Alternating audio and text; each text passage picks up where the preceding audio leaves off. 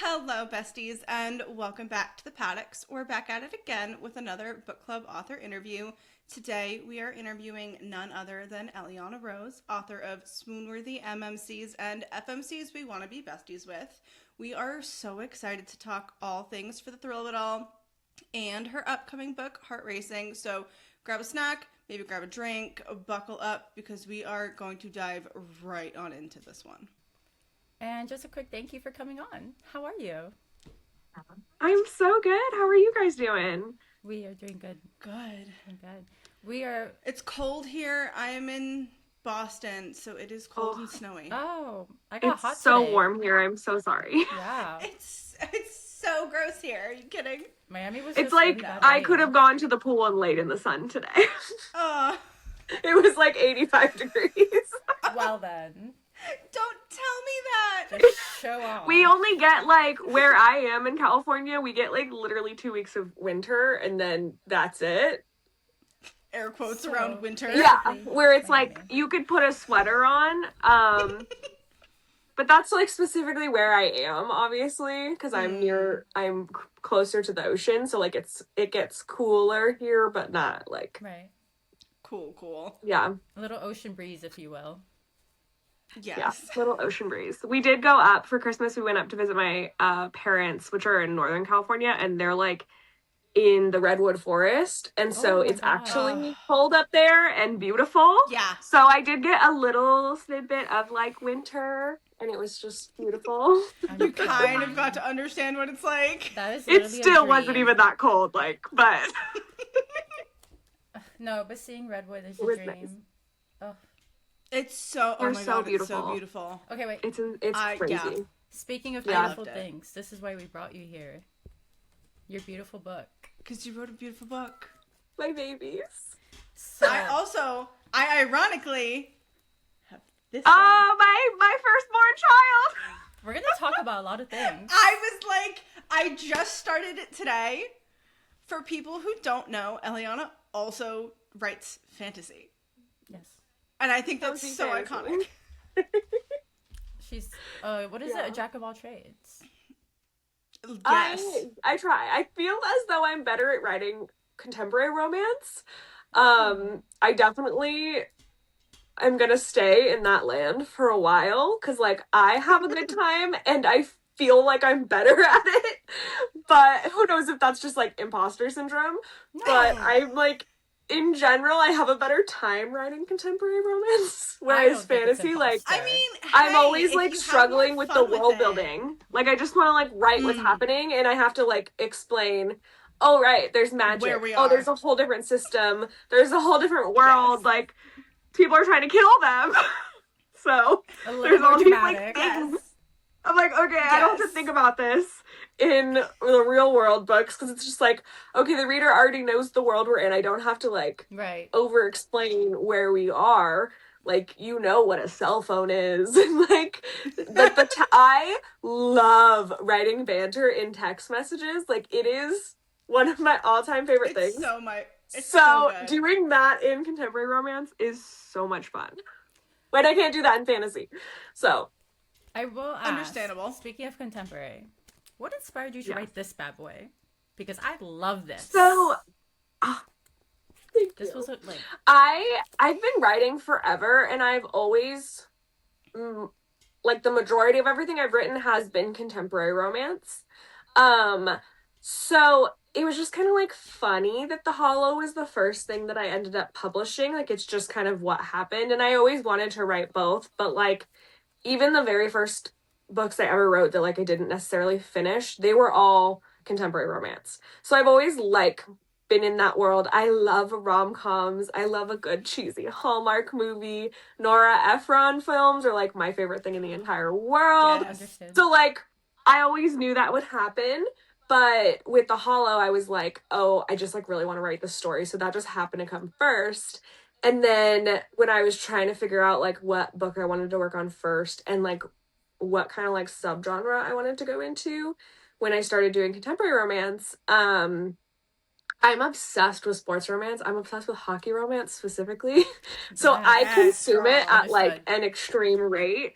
But when I was thinking that, I was like, okay, I want to write a sports romance. Like, I love everything that goes into a sports romance. Like, it's just, the stakes are higher. It's so much fun. Like, I just, like, really liked being in that world. And I know nothing about hockey other than my hockey romance books. Yes. I don't really know anything about any sports except for F1. So I was just like, all right, like there's not a lot of these, but why not?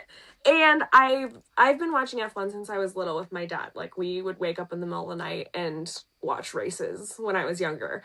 And it's always been so fun and like a big like family event. And I never like kept up super insanely like with a team when I was younger, but as I got older I was like, oh, this is fun, I'm gonna watch races on my own.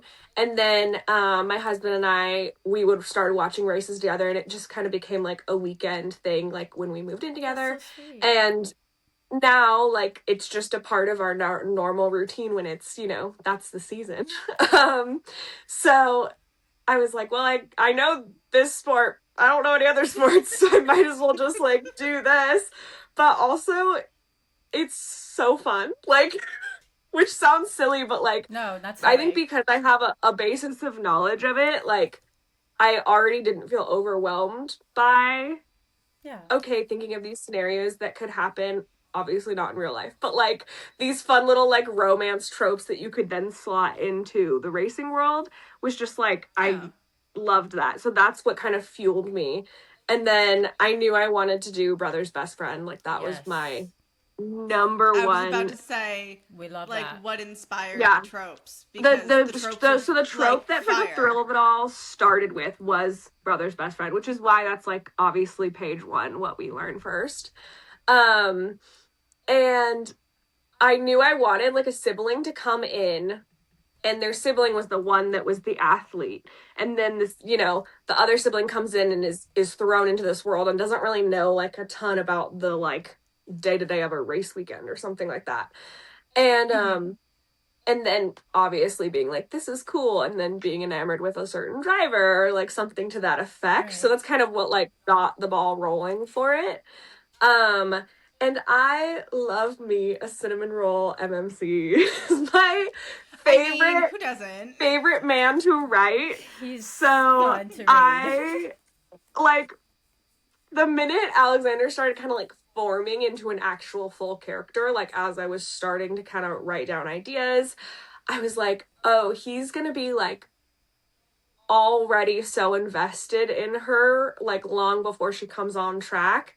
And I had so much fun writing the little like prologue that's 3 years before, because I wanted to give just like a slight hint into like he's been around since this like traumatic moment where her life explodes. So I played with like putting it farther in or just putting it at the beginning, and I was like going back and forth, and I was like, I'm just gonna start here because I want them to already like feel emotionally attached to these characters, and like why Alexander and Matteo are so protective over Lucia. So also that, but that was so much fun. So it started obviously, like I said, with the Brother's Best Friend, and then as I kept writing them, for me, and like I feel authors are like half and half sometimes. It's the way I'm about to say it, sometimes it's totally different, but like for me the characters like form into their own little beings in my head, and then they just kind of like the story starts flowing more because like you're like, oh well, they would obviously do this or they wouldn't do this, and so you can't really fit them in the tropes you want the same anymore, like if you're once you kind of form them enough. So after I outlined the book and I had a general idea, the reason the fake dating happens so far into the book, which I know is like controversial, I like that, is because I was just like, this is something they would do like after they've known each other for a long time. So I didn't want it to be like page 1 what we start from the beginning. I wanted it to be further in once you like understand their relationship a little bit more, and that was the reason it was so quote unquote easy for Alexander to be like, well, let's just fake date. And Mans was like, because I'm in love with you. Okay, I have to ask then, because the way you said it, did you always know how the story was going to unfold, or was there moments where the characters kind of just changed the path that you had written for them? Both. So my process is, at least for the sports romance books, I found like every version of books is a little different. But for the sports romance series, I will very rough outline. So I will usually have like my characters, a general outline, and then like a main trope or a main few tropes that I want to stick to. But then once I start writing, like if I get into like the mind, if you will, of those characters, like I'm like, well, that's not something they would do anymore. So then it's like a big plot point can be scratched or totally changed because of that. Okay. I mean, I have to ask then, who inspired Alex and Luce? Is it Lucia or Lucia? Lucia. Lucia. Because I loved both characters, specifically Alex, and like the way you were able to incorporate like the panic attacks and the anxiety and things. Because like us in the group, some of us have anxiety and stuff, and we were just like, oh no, this is like really, this is realistic. Like this is what we go through. Like accurate. It was really refreshing. So I was just wondering, like, what inspired those two characters? I feel like that's kind of hard because there's not like one single thing. I knew I wanted his I always knew I wanted each book in this series to have a mental health rep for each one. And I knew I wanted this book to be anxiety. I had already kind of formed Alex in my head as like he was this quote unquote playboy, but it was kind of like misrepresented. Like that's not really who he was. That's just kind of who the world like assumed he was. But he also came from like not much to a lot of money, went into kind of like big playboy, has all this money, like just starts, you know, going to parties and doing all these things.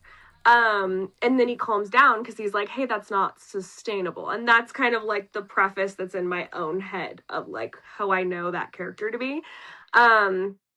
But on page 1, like you start after he's been a driver for a long time, after he's kind of gone from party boy to a little bit more like zen, which is obviously very Lewis Hamilton-esque. So okay, that was my like point, like face value inspiration. But I mean, these characters truly like become their own entity and all that. But I knew I wanted him to have already gone through all of this like big growth in finding his space and, you know, having all this calmness around what he's doing, and then have this thing like poke up and be like, hey, there's actually something going on that could have been going on for a long time. In writing him, I wanted to have him experience panic attacks on page and not know what they were. Right. So really getting into that, like, I've done this routine 100 times. Why can't I breathe? My vision is blurry. Like, my heart rate is through the roof for no apparent reason. Like, nothing should be causing me to be stressed. Because everyone knows the feeling of, like, being stressed or being anxious. But, like, when you first experience a panic attack, in my experience, I also didn't know what it was. So it was just like out of body experience. Yeah. And I wanted it to be like the character didn't know what it was. So when you're reading it, they're just like, what is happening? Like, this isn't new. This isn't my first race or any even specific special race. Like, all of a sudden, everything feels fine and normal and I've been great. And then everything feels awful for no apparent reason. Like, it's kind of that when you take care of everything in your life and then you forget there has probably been anxiety that whole time, and it's just this little cloud that comes in and is like, hey. I remember reading it in our notes and I was like, this is so on point. Like, this is how it feels. Yeah. And I remember even in the episode, I was like, we should warn people that this is written very well. Yeah. I think it was, I can't remember if it was 3 of us or 4 of us on the episode, but I think all of us were like, yeah, nope. I think I may have verbatim said, this felt like I was reading my own first panic attack experience. Like, it felt so familiar, and it was really nice because, like, I've read a lot of books where you have a character who's got panic attacks or anxiety, and, like, it doesn't feel authentic. And it was just so refreshing to have a character that it was like, oh, wow, like, we all felt like it felt real. Yeah. I wanted really to have him, like, experience the thing, if you will, and then have Lucia be this, like, really calming presence to be kind of the opposite of what they were in the beginning, because she was super panicked and life was changing, and he was this source of calm and steady and was always just there and, you know, just like playing with Gianna when she was trying to do a million things and like all these like very calm moments. Like I wanted them to have that flip of, hey, you don't always have to take care of yourself, because that's all Alexander said to her constantly, was like trying to show her you can accept help, but then he's never had to. So when it flipped, kind of showing that moment of her, like when she says like, hey, you're having a panic attack, and he's like, what? He's like, huh? Like, what do you mean? Yeah. He's like, say what? But that's also why I have the like content warnings in the beginning Yeah. that say like this is gonna be on page, so please protect your heart, because it was hard to write, because I had to get in the mind frame of like much younger me experiencing panic attacks for the first time and not understanding what they were. So it's also like a lot on the person writing it, so that's probably why it like isn't as prevalently written like that, because you have to like get in the headspace. If that's a little hard. No, I thought it was great. Yeah. Yeah, we all raved about just like that moment and how real and raw and honest it felt. It was so nice to read. Now, obviously, it feels like it's kind of obvious that you have a favorite, but I would love to confirm if you have a favorite character in the book and who it is. In book one? Mm-hmm. I think my favorite character is a tie between Gianna and Monty. Oh! Okay, wait. That was not at all I what know I that's thought. like out of pocket. It is out of pocket. I love it. I was expecting No, Alex. I love it. But I love love Gia. Alex, don't get me wrong. Loved Gia's But character. Gia was absolutely She's 1000% based on one of my nieces. So it was very fun to write her, because I would like verbatim take conversations that we had Okay, wait. In and this just case, like have it be Gianna. I have to let you know your niece is very intelligent, because when we were reading, I'm like, no way, this is a toddler. There's no way this is a toddler. So what's interesting about that, what's so interesting about that is like I've had half and half responses on that, because people that have kids are like, yeah, makes sense. But people that don't have kids are like, I don't have kids. that's a toddler. Like, what are you talking about? But it's so interesting because I have a 5-year-old nephew, and I was like, I don't know if I could see. Boys are very different at that age. Also, that is very a 3-year-old boy versus a girl is light years different. It's actually just the way their like brain develops. Like it's just they are, and it depends on the kid. It doesn't matter the gender. It's just like some people start developing that like social skill a lot faster, and sometimes they're just like dead silent. Like I had a niece who didn't speak for a long time until she could speak in full complete sentences. Like there was never broken sentences, whereas Daisy, the one that Gianna's based on, was just like, I am speaking to you in full complete sentences, like, let's go. But kids are also so smart. Like, I'm a preschool teacher, which I was talking earlier to Chelsea about. So I work with between 3 and 5-year-olds, and they're so smart. People just don't like. We don't give them credit. They're not. The adults aren't quiet enough to realize the kids are that smart. Like, yes.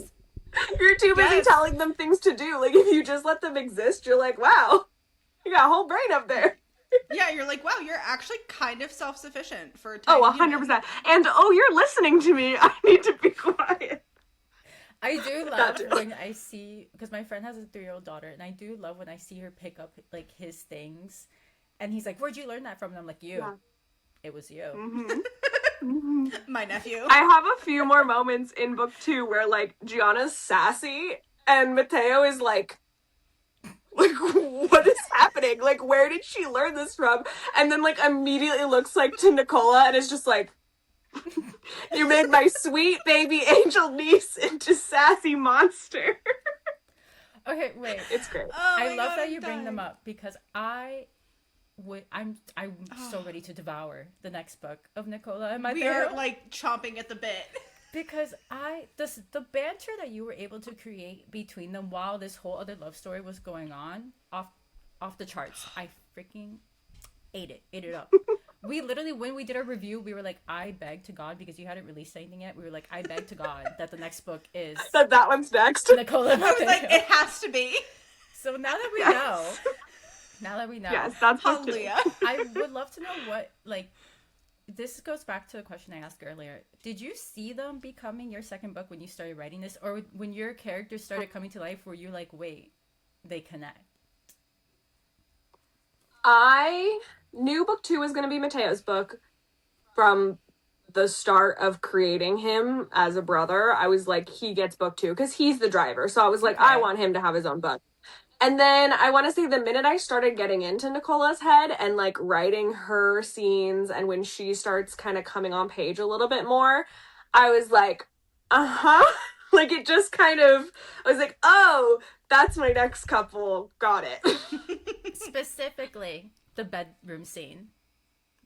Oh my God. Which you get in book 2. Oh you get a big chunk of book 2 is that vacation. So it's going to be great. Okay, good stuff. Yeah. Don't mind us just squealing. Okay, back to the book. Have it right here. My children. So obsessed. Do you feel like there is a character that you are most attached to, and a character that you feel like was a challenge for you to like get them on the page? For book 1, my like entire heart was put into Lucia. She is so soft and so intentional with everything she does, but in this like really quiet way. Like she doesn't expect anything from others. She doesn't want anyone else to do anything for her. Like she genuinely wants to do it herself, which is kind of that common thing that you see. Like your normal FMC that you see is going to be this like badass, does it herself, is like super confident and all this stuff. And Lucia has that. It's just quiet. Right. And I wanted so badly to make a soft but very strong FMC. And so that was like from day one, the whole book kind of started around her and that softness and her losing herself in all the just trauma she goes through and finding herself again, finding her voice, like saying what she likes and doesn't like. And also just having her like yes year, just being like, hey, I'm going to try things that are kind of scarier, like I wouldn't normally do. I mean, going on track the rest of the season with a toddler is actually insane. Yeah. That's why it's fiction. we thought it was insane. Yeah, no, it is insane. And Lucia says it's insane. She's like, what do you mean? I'm not doing that. We love a brother with an endless credit card. Basically. Iconic. He came in handy a lot. So iconic. I there's something about her that I just like. I loved her. I related so much to her. Maybe it's the big Italian family thing, but like there was just something about Lucia that I very much so like related to in my soul, and I adore her as a character. So thank you for writing her. Oh, my heart.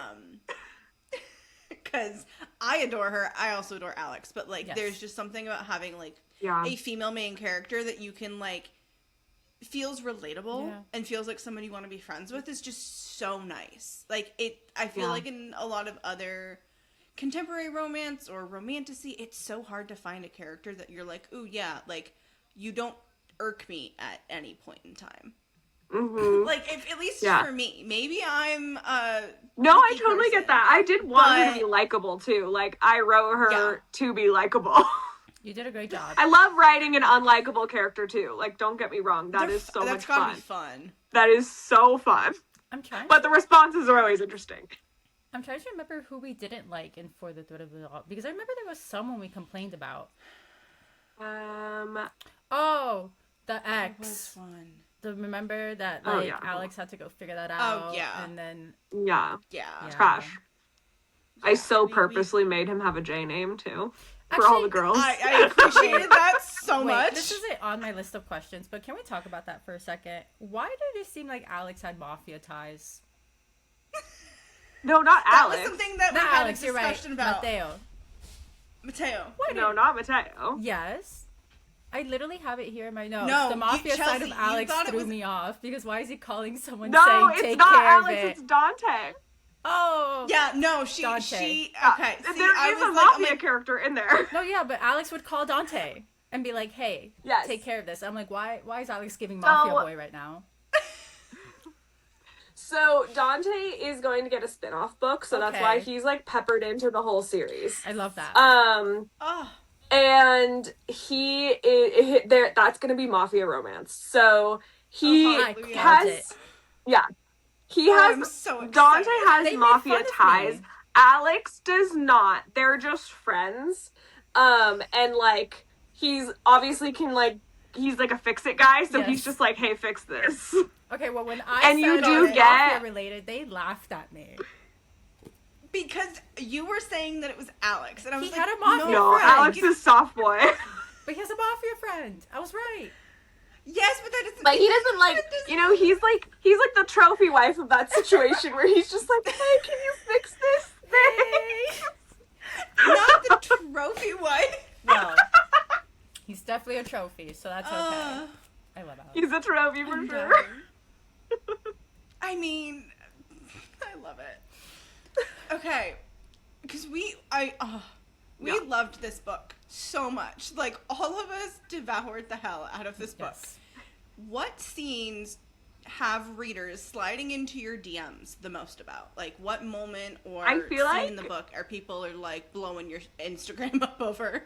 Funny enough, like it's always been Mateo and Nicola. I get Like all Really? the comments are like, "Give me that book now!" Like they get a book, right? Like, oh my god, Got it. Mateo and Nicola had everybody chomping at the friggin' bit. literally. And it's kind of funny because like I knew going into it, Lucia and Alexander, like they're so soft and sweet, like both of them are, that I knew it like wouldn't hit for everybody. Like I wasn't writing the popular FMC and the popular MMC. Right. But I had to write them. Like I had to start there. Like they were just in my heart. And so I think book 2 is gonna probably be, I would assume, more popular because it has the more like Being built stereotypical. up. Yeah, and the banter is like crazy. But I'm really I'm so hoping people still read For the Thrill of It All first, because you get the snippets of them going into their own book that I think are so important. And I loved writing. They were so much fun because like when I was like writing their banter back and forth, like I was like, oh, in their book, this is what's gonna be happening. And like, so the timelines do technically like Linked. overlap a little bit Oh, okay. Oh, during too. the trip So you I mentioned. like in the back of my head. What? During the trip you mentioned, right? Yes. Okay. So, in the back of my head, I was like, every single time, Mateo and Nicola were talking, I was like, okay, that scene could go here for the, like, I could have their own book in the back of my mind, kind of. So that was also super fun. But yeah, I definitely get the most in my TMs about them, which is funny. Trust me, I have told quite a few of my non-F1 fan friends that like they need to read For the Thrill of It All. I'm like, even if you don't like cars or motorsport, I'm like, you just need to read it. It's the cutest, softest, like sweetest romance. Like, I'm like, I don't care that you don't like motorsports. Read the book. I also wanted to write it for, it's not like super intense F1 because yeah, that's like their job, but it's really first and foremost a love story. So like you always have like boy drive car go fast. and girl drive car, drive fast soon. Yeah, that's about it. Wait, what? Nothing.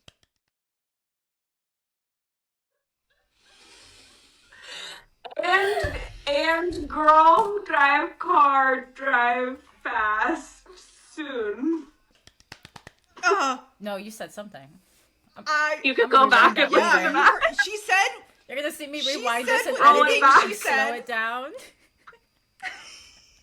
Trust me, Chels, she said exactly what you think she said, and I am internally freaking out right now. I'm going to lose my mind. Elliana, don't play. I'm so excited. Oh, stop. Okay. Yeah, with fun. 2 books now, you have a second book coming out. I have to ask, have there been challenges yet with what's the writing process going through? Yeah, so funny enough, as much as I had Mateo's story like in my head, I like knew their tropes immediately. I knew like all the vibes immediately. Writing book 2 was so hard. And I've never, and like, I won't say never, but like every book I've written has had a completely different like emotional wavelength during like the drafting process. But for the thrill of it all was by any means not easy to write, but easy to write in the sense like that was just like pulling the story out of my heart. Like it was just like it was there. I knew it needed to be told. I knew exactly what the characters were, and I was just like flowing. Like every time I was writing, I was sitting down, I was like, yeah, like I was just like in it. Whereas book 2, I was like forcing myself to sit down and write. And I'd get to a scene and I'd be like, I don't know, I think I lost them. Like I kept, because the hype was so big for Mateo, the stress of writing his own book actually like skyrocketed because I was like, I want to write him where people like him because they already have this idea of him in his head. And what if this doesn't match him? And then additionally, because he's not this more cinnamon roll soft boy or MMC, I had to stop reverting to that. Like I would write a line and then I'd be like, that's not something not he him. would You're say. like, that's too soft. Yeah. And he is soft, but like not like Alex. Not like he's like more Alex. like golden boy, like happy-go-lucky, kind of like the funny guy. And then writing Nicola was so much fun, but also really hard because like she's the girl like you want to be. Like the banter is so strong. She'll hit you back with a remark immediately. Like there's no like inner monologue. She's just like quick. And you're just like, wow, I wish I could do this. So she was super fun to write, but also like hard because I was like, okay, how do I write this like super confident, badass girl? But it was really fun to write the stuff in her head where it's like, okay, on the outside, she's saying all this really badass stuff, but on the inside, like what's actually going on in there. So I really like got into it on that part, but writing for the thrill of it all was like sunshiny and heart racing was a lot of like ups and downs. And I knew I cared about that story so much, but it was like so hard to get the story out for some reason. It was like tugging it out versus the other one was just like, ha. So I don't know why, and that's obviously like a wild explanation of it, but I feel like every time every book is different, and book 3 is going to emotionally destroy me, and I'm fully aware of that. So that one, the mental health rep is depression, and it's gonna be very intense to write. It's already been intense to write, so I really like put myself in the character's shoes too. So I think that that's why each book is very different when I'm writing and drafting too, for that reason. But I also wrote Heart Racing a lot faster than I wrote for the thrill of it all. So who knows? There's a million things that could be why it was so different. But I'm so happy and proud of like how it ended up and where it's at now, which it's fully finished, bow tied, ready for pub day. So it's like, now I'm not touching it anymore, and I'm so happy with it, and I'm so excited for people to read it because like these 2 characters went from being really hard to write to being like, I'm obsessed with them. So I'm very excited. I love them. So do you have something that gets you like into like that flow state while you're writing? Are you someone that like listens to music, or do you podcast on? Do you need it to be quiet? It kind of depends. I have to put on my noise canceling headphones like every single time, otherwise I cannot focus. So noise canceling headphones. When I am drafting new material, I listen to anything with lyrics, just kind of depending on the vibe. And then if I'm editing, I can't listen to anything with lyrics. So I'll listen to like lo-fi. And it'll just be, you know, the instrumental basically of things, or like movie soundtracks that are a little bit calmer, like a Studio Ghibli soundtrack, something that's like just kind of in the background of your mind. Because if I listen to something with lyrics when I'm editing, I can't, there's too many things inputting. I'm like, I can't. No, I'm the same way. I like, even when I'm reading, like certain books, I have to have it's like too much free stuff because my brain gets, the ADHD goes a little I'm haywire. I'm a big ambiance fan. You know, go on YouTube. Like, yes, I love love ambiance or whatever it is. Love that. Yeah, I do that a lot too, but sometimes I still can't focus enough. Like, I need the noise canceling headphones on instead, so I'm just like, oh, that's okay. But yeah, that, headphones, music, depending on what I'm doing, and then usually a crisp Dr. Pepper. I am a Dr. Pepper girly, so I will be like usually right next to as me. I have one in a little koozie. Amy's here like, wait a minute. Literally like, wait, I have one actually. But yeah, and then I love like my office space, so I keep everything very organized on my desk. Maybe not everything else, but like I try to keep my desk clean. I also keep all of my books on my desk, so all of the books I've written are printed directly next to me, which is kind of just like a reminder when I'm stuck in like drafting where I'm having a really hard time to be like, hey, I wrote that many words already, I can do this, which is really helpful. You wrote some great words. Thank you. I do have to ask, because we read your arcs when we got for the thrill of it all, and from the first draft of what you created to what we're seeing published, are there a lot of differences in the scenes and like what's going on in the storyline between this one and the new book that you have coming out?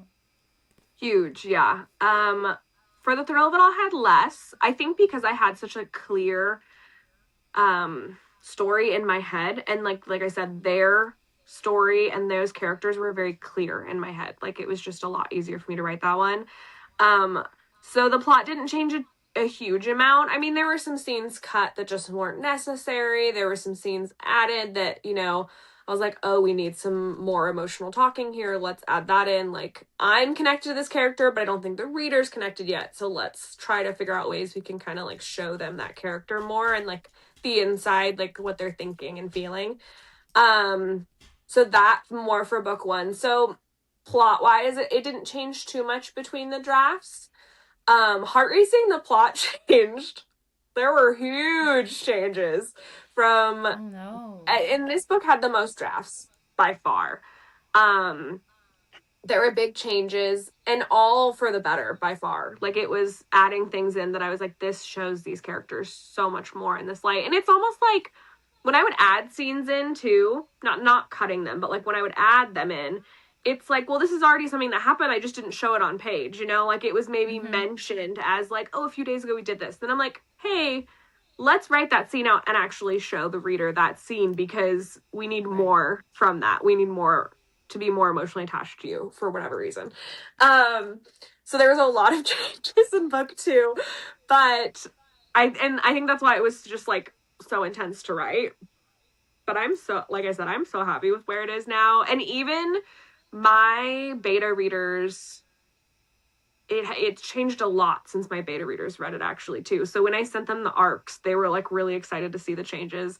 For the most part, from by the time it was seen by beta readers to arcs, there weren't really any like huge plot changes. There were just like some added scenes here and there. But I like love those added scenes so much. So I'm very happy they stayed. I would love to ask real quick, from the process of your like beta readers, are these people that you are like friends with and you work with on all of your books from your fantasy too, or were these new people because it was like a different kind of story? These were new people for the thrill of it all, and Heart Racing had the same beta readers. I put out just like a little post on my Instagram when I first was kind of starting to get ready for beta readers for the thrill of it all, and was just like, I'm in search of beta readers. So I didn't know them at all. And that's like such a scary thing. Oh, fun. But they're so amazing. They also beta read Heart Racing. They also want to beta read the next one. So I'm hoping I can keep them for all of my books. Hopefully our schedules match up and everything works for this series. Half have an F1 background, half don't, which is awesome too, because I get the two perspectives of like the girls that don't. They're like, hey, I don't know what this is. And I'm like, okay, great. Because I want these books to be super accessible for people that of any knowledge of the sport, whether it's absolutely none, vague, or know it super well. Like, I want it to make sense. And not feel like this barrier when they're reading where they're like, I'm super lost, I have no idea what's happening. So that was super helpful to have a lot of people, as well as just like all the eyes that were on these books, kind of to be half and half from that was really helpful. And then, I mean, I'm human. I make mistakes on stuff. So, like, sometimes I would write, like, a race scene and someone would be like, hey, no. And I'd be like, oh, sorry, just kidding. Or it'd be like, nah, I'm changing the rules. And that actually needs to happen like that. Like, oh, well. Like, it's a story. It's fantasy. Yeah. But that was super cool to have the same I love that you just have teams. the same teams. Yeah. It's really special. And, like, now, I mean, we're friends. Like, I message them all the time. Like, that's so cute. It's so special. So I'm hopefully have them for the next 2 books, too, for this series. And, yeah. So, since F1 is such a high adrenaline, like, kind of macho, masculine sport, how do you find the balance of the intensity of racing with the vulnerability that comes with romance in your storytelling? I think I probably write like the version of a man we want to see. Like, okay, he's macho and does this really cool sport and he's super athletic and, you know, does all this training and does all the things, but he's also like emotionally intelligent. And I think I probably write them by the point that they've grown up and have that emotional intelligence. And I think it's kind of the same with like all the hockey romance books I've read. Like, it's almost like the ideal man. You're like, well, can't he be super manly but also talk about his feelings late super at night? soft. Like, you know, that is kind of the fantasy of it. But at the same time, like, I know those men. Like, I have friends that are like that are just super sweet and love to do like a super get into like a game or something, but they're also like a bodybuilder. Like, it's like they have this outside of like scary man, but they're actually like sweet boy. I love that. And that is like my favorite version to write. So and honestly, like, there's been so much, especially in, how do I put this into words? Words are hard. But like, you see men in sports and like, you see so many headlines of like, oh, this man did something bad. This man did something bad. And it's like, you're almost like constantly berated with it. And then we're also constantly trying to bring women into these sports and give them this platform. And women want to be fans of F1 or in F1 and not be like, oh, she's just a girl. Like, you don't know anything, sweetie. Do you even know what DRS is? Like, and then you just kind of want to like scream. I love it. No, now they're gonna be like, do you know what mom is? So it's just like that.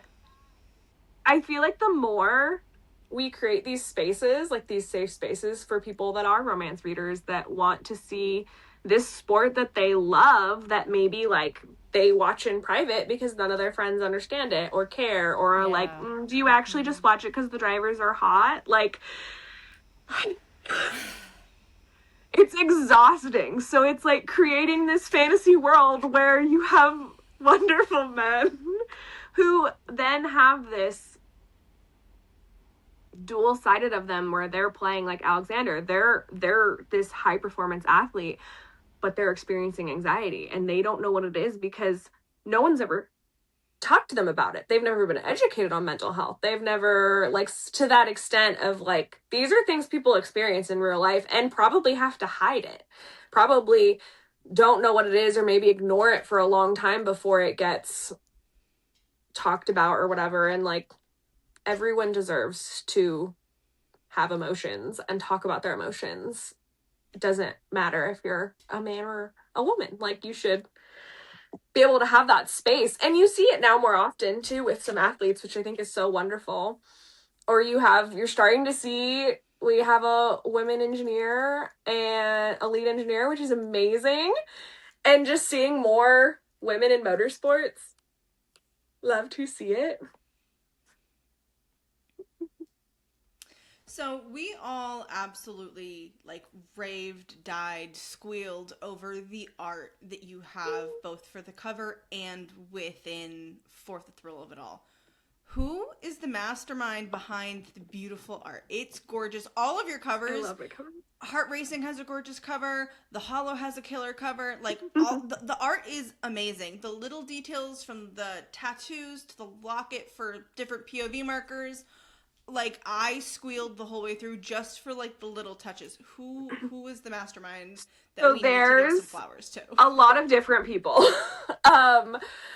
My cover artist, her name is Alina. She goes by Lily Yushka on Instagram. I'm not totally sure how to say it. Her art is absolutely stunning. She's also so fun to work with because you can give her, like, the emotions and... You know, like, I want, like, specifically for Heart Racing, I was like, he's obsessed with her. And she's like, don't. She literally, it's hard to see in this copy, but, like, he has blush on his cheeks. Like, he is straight up like, hey. And she's like, I could care less. And so, like, for her to be able to convey that was so huge. And then for book one, I was like, I want to share, like, a soft moment. And I had that picnic scene in my head forever. And I was like, that needs to be the cover. And it was a big back and forth because I was like, well, this one doesn't show, like, Formula One big on the cover. So last minute we added, like, a little street and city behind that could be kind of like, that could be a street race, just, you know, kind of like, and I have, like, Bellin Racing on his sweatshirt and stuff like that, and then all of my books have a race car on the spine, so when they're shelved, you will know that there's a race car. But, I love working with Alina specifically for the covers because she puts that emotion into those characters, and, like, I can tell her about the characters, and she'll give me sketches back that, like, somehow 2D put the emotion there and you're like, oh my gosh. So she's amazing. Oh my god, she's so amazing. As for the headers and stuff, I do all those. I just draw them on my iPad. They're beautiful. I love them. I love anything like graphic design in general. But I knew I wanted the headers not to be, like, super simple. Like, I wanted every single header to be tied into that character and kind of have, like, little, almost like secret clues. That's like, if you pick up on it, you pick up on it. So her Lucia's being the locket with the G on it that she wears every single day. And then I wanted Alexander's to be, like, a cool logo. So his has, like, a lot of layers in it. And it's really hard to think of the ones for the guys because I'm like, I don't know, a race car. And then I have to, like, really think about it. So, spoiler, Mateo's is his slutty little thigh tattoo. That's his header. And then I'm dying. Okay, mouth drop. And then slutty moment for Mateo. I love me a slutty little thigh tattoo. Thank you. Every time I very describe much. him, I'm like, he's hot. He has a slutty little thigh tattoo. He's hot. This is the moment. That's it. That's all we need. Like, when I first described, like, before I had anything written in this one, I was just like, I don't know, they're two hot people. It's a story about two really hot people. I can't. So, and then Nicola's header is a charm bracelet, and it has a bunch of tiny little charms on it, which are just kind of like each like an ode to her. And that was just super fun to draw. Like, I take time to, like, get to know the characters before I kind of draw something, but I always want to do something that's very, like, personal to that character. So that's super fun for the headers. I absolutely love that. But otherwise, I work with amazing artists for everything else. So, Please send I them know my you kudos. also have your merch shop, Primrose and Co. Design. Do you design all of the merch yourself? I do, yeah. What made you want to have a separate merch shop? Because so I started the site and I want all of it. Yeah, thank you. I started Primrose in 2020, so that's actually like where I started when I first entered like the book world and everything. Like I had been writing on my own, but I had no thoughts of publishing like at all at the time. I just love to read, and I really wanted to see like cute book merch because this at that time, like in 2020, like it did not exist. Like there were no cute anything. It was like so tchotchke and like it was awful. So I was like, I want to make cute book merch. So that's just like kind of what I started doing. And then it started getting really popular, and there's a bunch of really great shops that have amazing designs. So it's been super fun to like have that be more prevalent in the book world too. I love anything graphic design. So anytime I can sit down and draw new designs, it's like just things that pop into my head while I'm reading, or like, I'm like, well, I am like a cozy at home reader. And so I want like cozy things. So I feel like all of my merch kind of like very heavily leans towards just like homebody style. But no, I love it. I love it. So it's super fun. I'm like, I'm just going to make what I want, so and maybe other people will want it too. Trust me, girl, I want like all of it. I want it all. It's a problem. Okay. I only have a couple more questions before we end this episode. And the first one, you can say no, but like, is there like any teasing you can give us about the upcoming second book? Ooh. Oh my god, there's so much, but I have to think of something that like doesn't spoil. Thigh tattoo. Yeah, slutty thigh tattoo, but that's not a secret. That I have been like splashing that on social. I gotta market, baby. Oh my gosh. Okay. Hold on. Let me like, I have to think of something that doesn't include a spoiler, which is hard. Oh! Mateo pool scene. Mateo pools? Pool scene. Like a pool, like you swim in.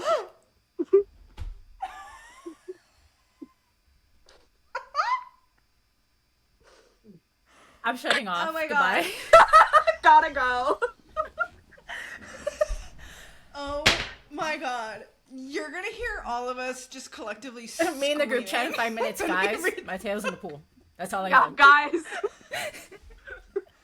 Guys, we get a pool scene. Buckle up. Guys, Elliana's describing water again. Is it hot in here? I think it's hot in here.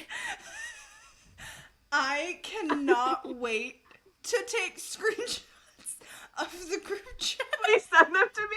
To send them to you. We got to the pool scene. Oh my god. There's a lot of just like bodies of water and Mateo. Oh, I guess he has a preference. Yeah. I can't. The vacation goes hard, let me just say. I'm sure that's what she said.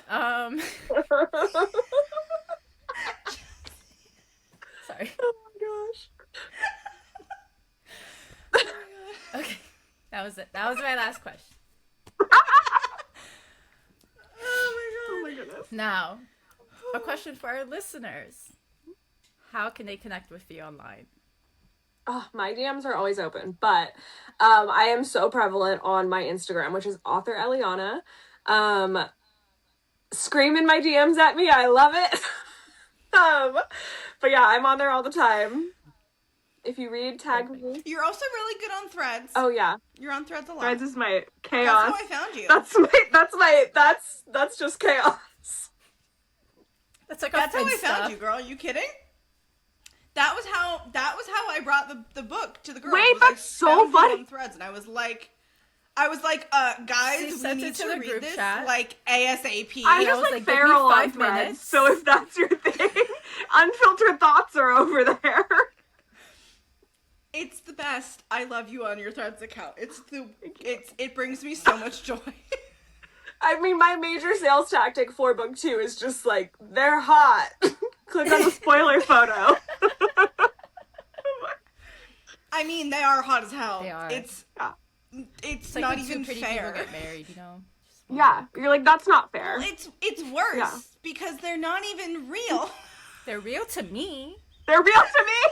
It's worse because they're not real in real life, and you can't go see them. That's true. I can't hear.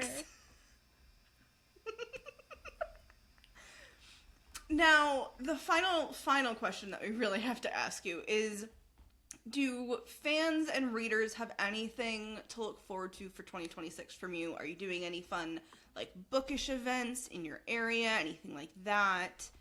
Give us all the deets. Yeah, I'm doing a ton, actually. So for events, I usually go as my shop, so Primrose & Co. Design, and I will always have my books with me, too. So I'll have, like, a section kind of dedicated to, like, a little author section. And I've had people bring their books and just want them signed. I'm so happy to do that at any event too. The biggest one's coming up in February. Valentine's weekend is Love LitCon in San Diego. And then I want to say it's the last weekend of February is Romantasy Book Con in LA. So I will be at those two coming up. But I will also be at the LA Times Book Festival and Books, Crowns, and Gowns in, I think, the fall. Those are probably the biggest conventions. And then I'm kind of here around in the local, like, SoCal area for little markets. When I can find them, I go. So I keep it posted on my We'll have to socials. send Rachel to some of your LA events because she is an LA girl. And then you guys can bond over your really cute cats. Yes. And then Yes. none popped up while we were talking, too. They respected it. It's okay. They were like, I'll give you boundaries today. Crazy. They're all just like, this is nap time, so they're all asleep. I love it. Okay, well, thank you so much, Elliana.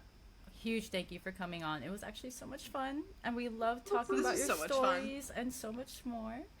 Listeners, if you haven't already, make sure to check her out. She is on Instagram, author Elliana. We will be putting links in the captions in the descriptions when you guys are watching.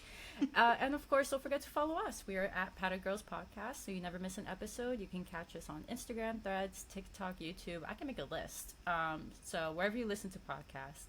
And if you love the episode, please rate, review, and send this episode to your book besties so they can also learn about Elliana. We'll be back next week. We are going to be interviewing another author that you may have heard if you've been listening to our book club. Her name is Karen Booth. She wrote Not So Fast. Okay, thank you, everyone. See y'all next time. Bye. Bye.